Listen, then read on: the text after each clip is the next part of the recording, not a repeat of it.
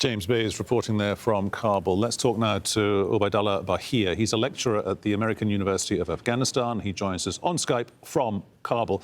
Ubaidullah Bahir, this is kind of existential for the Taliban, yeah? I mean, do they want Ashraf Ghani gone as an individual, or do they want him gone because of his job? He's the president.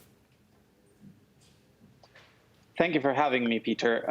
These remarks aren't new. They have been implied before. They're just manifesting in the shape of remarks now because of the escalated tensions between both sides. The Taliban have a personal animosity towards Ashraf Ghani. They would not accept him in the future political order because of what he symbolizes as well. But also the other problem is that in order for change to happen as per the Taliban, there has to be a change in regime, and that would include Ashraf Ghani not being at the top of the government. However, these demands do seem very premature with the absence of a peace proposal and a tangible roadmap for peace. These are demands that are done once there is some level of framework or groundwork established. Yeah, they have a problem with Ashraf Ghani staying in government.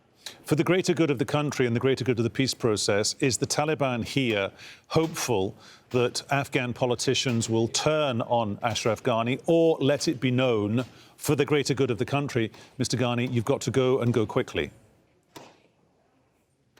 There's this word being thrown around, the word of surrender, and there were rumors that within the meeting between Dr. Abdullah from the High Peace Council with the Taliban leadership in Qatar, the Taliban expressed this statement where they said these weren't negotiations, these were surrender terms that you had to give us. And now Shaheen is saying that they're asking the Taliban to surrender. So at the end of the day, I think what is happening is with the negotiation route being open and the Taliban still pushing for cities and for territory, they're saying that their second phase will include provincial capitals. So I guess maybe the plan is to put so much pressure on Kabul itself, where the political elite who have had a history of shifting alliances eventually turn on Ashraf Ghani and oust him. We might see a parallel structure within the government, maybe the High Peace Council agreeing to something with the Taliban and handing them over control. As to how fruitful that would be for a political settlement, whether there would be any balance of power or power sharing within Afghanistan and not be monopolized by the Taliban, those are things that we will see in the future if that is to come. Would it be fair to say that the Afghan government and the Afghan military seems to be perpetually almost on the back foot? And if we look at the broader tapestry of this process, the latest round of the peace negotiations came to a broadly accepted as being positive conclusion just last Sunday in Doha, the Qatari capital, point number one. Point number two, the Taliban control most of the borders. Point number three, they control, or they are close to controlling, an awful lot of the 400+ regions and areas that make up the country. Why would the Taliban decide, despite all of that, to carry on with a, quote, peace process? Is it because they want political credibility? And if they just take over the country, they don't have credibility. They may run the country, but they don't have political credibility.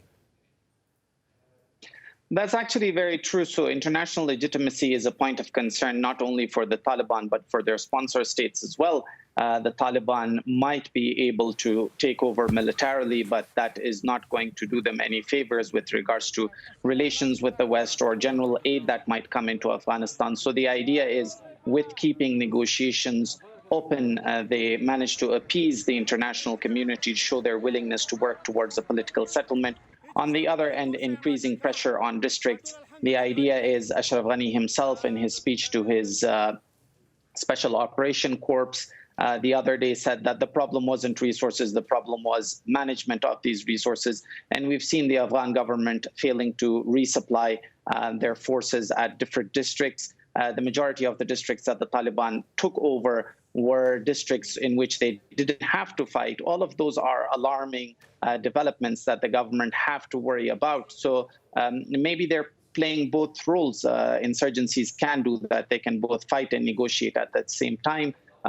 And the ultimate goal would be that the Afghans within, or the Afghan political elite, hand them over power such that they don't have to face the scrutiny of the West, don't have to pay a major cost of fighting, and they don't have too much Afghan blood within major cities on their hands.